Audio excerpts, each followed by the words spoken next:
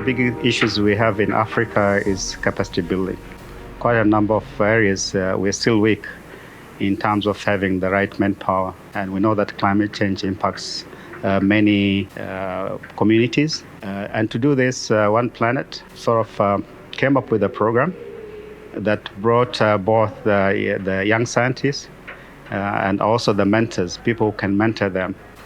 And the most important part was really for each scientist, they had one mentor, which made it quite strong enough. The second strength was really that climate change is cross-cutting and that it affects the whole sort of continent.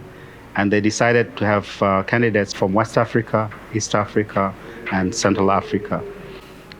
They did this in the hope that within the period of 1 or 2 years, they'll be much more independent and be able to conduct their research.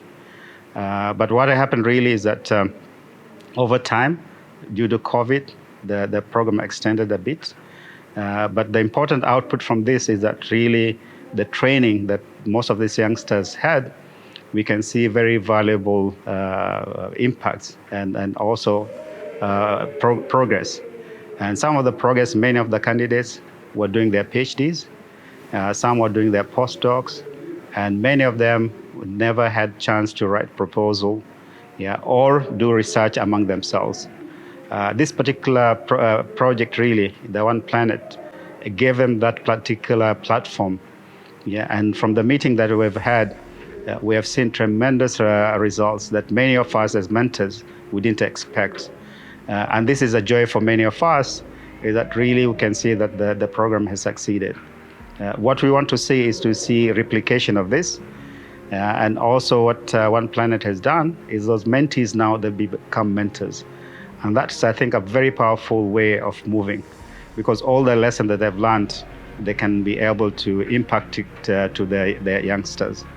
The last thing that we saw is that many of them are very ambitious in terms of being top scientists, but also working with many of the organizations, the UN organization, which are working on different elements, on metrology, on livelihoods, and also at the university.